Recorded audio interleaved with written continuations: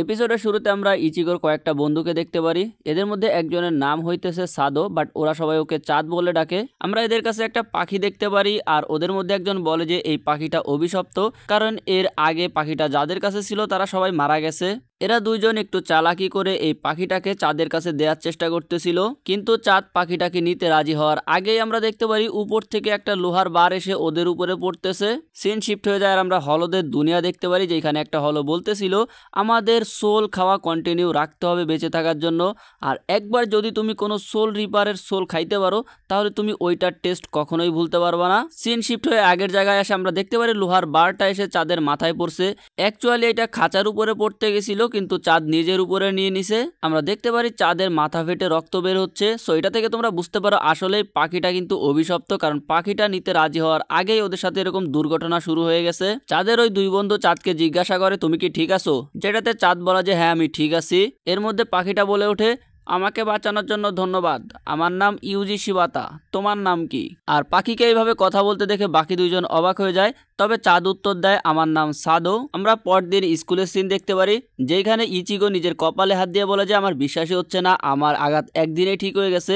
Obviously যেটা রুকিয়া নিজের kiddo use করে ঠিক করছে, এই জন্য রুকিয়া একটু ভাব নিয়ে বলে যে আমার কিডো ক্লাসে আমি সবচেয়ে ভালো কিডো ইউজ করতে পারতাম। এরপর রুকিয়া একটা জুসের প্যাকেট দেখায়, বলে যে এটাকে কিভাবে খায়। তো ইচিগো ওরে বুঝায় দেয় যে এর ভিতরে স্ট্রো ঢুকায় খাইতে হয়, কিন্তু রুকিয়া বুঝতেছিল না স্ট্রো কোন দিক দিয়ে ঢুকায় কিভাবে খাবে। এর মধ্যে ইচিগোর একটা ফ্রেন্ড মিজিরো এখানে চলে আসে আর ওদেরকে দেখে বলে তোমরা দুইজন আবারও একসাথে, মনে হচ্ছে তোমরা অনেক ক্লোজ হয়ে গেছো। যেটাতে ইচিগো বলে যে বলো আমাদের দেখে কি বন্ধু মনে হচ্ছে। এদিকে রুকিয়া স্টিল বুঝতেছিল না স্ট্রোটা ঢুকায় কিভাবে জুসটা খাবে। এর মধ্যে মিজিরো এসে রুকিয়ার সাথে পরিচিত হয়, আর মিজিরোর কথা শুনে ইচিগো বলে যে মনে হচ্ছে তুমি ওর সঙ্গে ফ্লার্ট করতেছো। মিজিরো বলে ইচিগো এরকমটা না, আমার রেপুটেশন কেন খারাপ করতেছো, আমি শুধু সিনিয়র মেয়েদের পছন্দ করি। এর মধ্যে এখানে ইচিগোর আরো একটা বন্ধু চলে আসে আর রুকিয়াকে দেখে বলে আরে সুন্দরী নতুন স্টুডেন্ট তোমাদের সাথে কি করে। মিজুইরো বলে এটা ইচিগো করছে, ইচিগোর সঙ্গে ওর ভালো বন্ধুত্ব হয়ে গেছে, যেটা শুনে ওর বন্ধু অনেক খুশি হয়ে যায় আর ইচিগোরে বলে গুড জব। এরপরে রুকিয়ার কাছে গিয়ে ওকে সেলুট দিয়ে ক্যাপ্টেন ম্যাপ্টেন বইলে ওয়েলকাম জানায়, আর ভাই খুশিতে লাফালাফি শুরু করে দেয়, বলে যে পার্টির ব্যবস্থা করো। মানে বুঝতে পারছো এটা তোমার লুচ্চা বন্ধু টাইপের, মেয়ে দেখলে যেটার মাথা ঠিক থাকে না। আর রুকিয়াকে বলে যে তোমার যদি কোনো প্রয়োজন হয় তুমি আমাকে বইলো। রুকিয়া ওরে জুসের প্যাকেটটা খুলে দিতে বলবে, কিন্তু তখন এখানে চাঁদ চলে আসে। চাঁদের শরীরে ব্যান্ডেজ দেখে ওরা জিজ্ঞাসা করে ওর কি হয়েছে।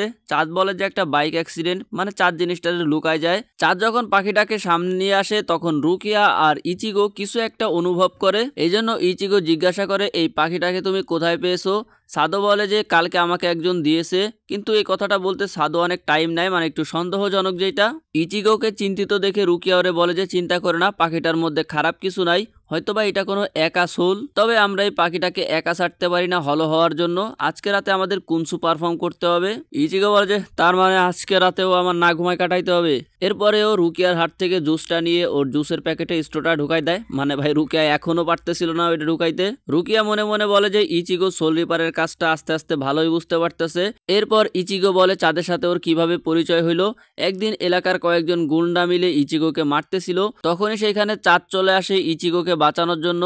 চাঁদ অনেক শক্তিশালী হইলেও চাঁদ কখনো কাউকে মারে না। সো আমরা দেখতে পারি চাঁদ শুধু ওই গুন্ডাগুলার হাতে মায়ের খায় ইচিগোর বদলে। মানে চাঁদ অনেক সফট হার্টেড, তোমরা বুঝতেই পারতেছো ভাই। রাতের বেলা ইচিগো যখন ক্লিনিকে ফিরে আসে আমরা দেখতে পারি ওর বাবা আর বোনেরা কোন একটা পেশেন্ট নিয়ে খুবই ব্যস্ত ছিল। ইচিগোর বাবাকে বলে যে আমি কি কোনো হেল্প করব। ওর বাবা বলে যে কোনায় গিয়ে বসে থাকো। তখনই আমরা দেখতে পারি ওর বোনের একটা পেশেন্ট নিয়ে আসছে, যেটা আর কেউ না চাঁদ। আর চাঁদ যেহেতু একটু ভারী, এই জন্য ইচিগোর বাবা ইচিগোকে সাহায্যের জন্য ডাক দেয়। সাহায্য করতে গিয়ে ইচিগো চাঁদকে দেখে অবাক হয়ে যায়। চাঁদের সাথে ওর পাখিটাও ছিল, আর পাখিটাকে দেখার পর কারিনের মধ্যেও কিছু একটা ফিল হয়। আমরা দেখতে পারি চাঁদের পিঠে বিশাল বড় একটা আঘাতের চিহ্ন, যেটাতে ইচিগোর বাবা ওষুধ লাগাই দেয় আর বলে যে তোমার এটা ইজি ভাবে নেওয়া ঠিক হবে না।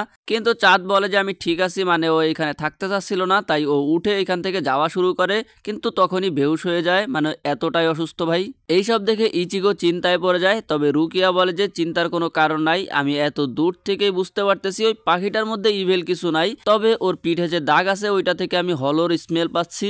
আমরা দেখতে পারি কারিন রাতের বেলা ঘুমাইতে পারতেছিল না, ও বারবার ওই পাখিটাকে দেখতেছিল। পরদিন ইচিগো যখন ওর বোনের কাছে কারিনের কথা জিজ্ঞাসা করে, ওর বোন জানায় যে কারিন একটু অসুস্থ। এর মধ্যে ইচিগোর বাবা দৌড়ে এসে জানায় যে চাঁদ ওর রুমে নাই, মানে চাঁদ এখান থেকে পালাইছে। সো ইচিগো চাঁদকে খুঁজতে বের হয়। তখন এখানে রুকিয়াও চলে আসে। রুকিয়া জানায় যে সোল সোসাইটি থেকে কোনো ইনফরমেশন নাই, তবে সোল সোসাইটি আর এই দুনিয়ার মাঝে ছোট একটা জায়গায় মাঝে মাঝে হলরা নিজেদেরকে লুকায় ফেলে। হলরা যদি এই দুনিয়ায় না আসে তাহলে আমরা ওদের লোকেশন জানতে পারি না। আর এই সব কিছু রুকিয়া একে বোঝাইতেছিল।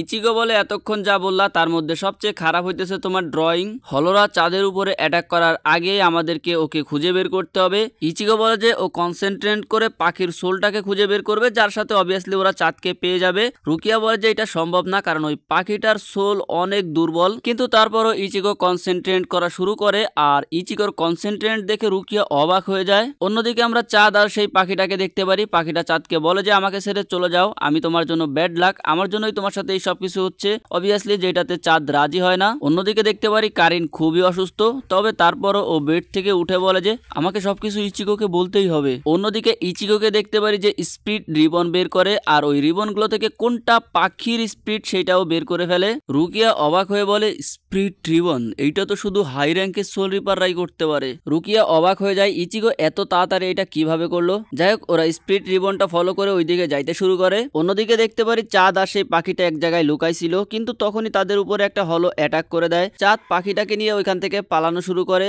রুকিয়া আর ইচিগো চাঁদকে দেখতে পায়, কিন্তু চাঁদ ওদেরকে দেখে অন্যদিকে পালানো শুরু করে। এর মধ্যে এখানে কারিন এসে ইচিগোকে ডাক দেয়। কারিন অনেক অসুস্থ ছিল, সেই জন্য কারিন নিচে বসে পড়ে, যেটা দেখে রুকিয়া ইচিগোকে বলে যে কারিনকে বাসায় রেখে আসার জন্য, আর চাঁদকে ও নিজে হেল্প করতেছে। রুকিয়া বলে যদি তুমি কারিনকে এখানে রেখে যাও তাহলে হলোর সাথে ঠিক করে মন দিয়ে ফাইট করতে পারবা না। এইটা বলে রুকিয়া যাওয়া শুরু করে। ইচিগো ওরে থামাই দিয়ে বলে যে তোমার কাছে হলোর সাথে ফাইট করার মতন শক্তি নেই, তাই নিজের জীবনের ঝুঁকি নিও না। এরপর কারিন বলে আমি দেখেছি ওই স্পিরিটটা ওই পাখিটার ভিতরে আছে, যেইটা একটা বাচ্চার স্পিরিট, আর ওই বাচ্চাটা আমার বয়সী, এই জন্য হয়তোবা আমি ওর মেমোরি দেখতে পেয়েছি। ওর মেমোরির মধ্যে সবচেয়ে ভয়ানক আর স্ট্রং মেমোরি হচ্ছে ওই বাচ্চাটার চোখের সামনে ওর মাকে মারা হয়েছে, তুমি ওকে বাঁচাও ইচিগো। অন্যদিকে আমরা চাঁদকে দেখতে পারি, যার পিছু পিছু রুকিয়া দৌড়াইতেছিল। রুকিয়া বলে যে যদি আমি আমার এই গিগাই ফর্মে না থাকতাম তাহলে আমার জন্য এই সব কিছু এত কষ্ট হইতো না, আমি শুধু আমার লিমিট পর্যন্তই পাওয়ার ইউজ করতে পারতেছি। এর মধ্যে রুকিয়া কিছু একটা আওয়াজ শুনতে পারে, আর রুকিয়া দাঁড়ায় পড়ে। আমরা দেখতে পারি হঠাৎ করে রুকিয়ার কাছে একটা হলো চলে আসছে। হলোটা বলে তোমার ঘ্রাণটা তো অনেক সুন্দর। হলোটা রুকিয়াকে খাইতে যাবে, কিন্তু রুকিয়া ওর থেকে দূরে চলে যায়। এরপর হলোটা বলে তুমি তো দেখছি আমাকে দেখতে পাচ্ছ, কে তুমি? রুকিয়া কোনো কথা না বলে সরাসরি হলোটার উপরে অ্যাটাক করে দেয়। রুকিয়া নিজে 33 স্পেল ইউজ করে, কিন্তু এটাতে হলোটার তেমন কোনো ক্ষতি হয় না। আর এদের ফাইটের শব্দ শুনতে পেয়ে চাঁদ জিজ্ঞাসা করে কিসের শব্দ হচ্ছে।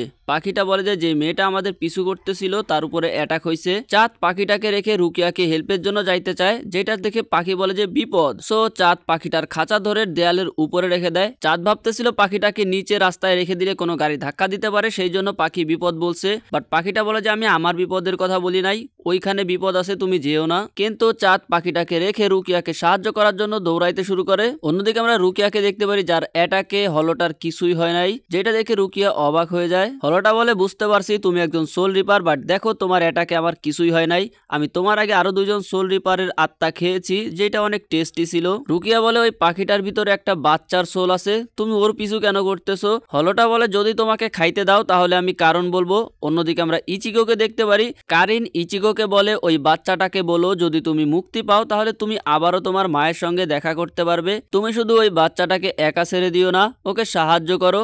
আর এই এপিসোড এইখানেই শেষ হয়ে যায়। পরবর্তী এপিসোডও আমি খুব তাড়াতাড়ি নিয়ে আসার চেষ্টা করব। আজকের মতন এ পর্যন্তই থাক, ভালো থাকো সবাই, বাই বাই।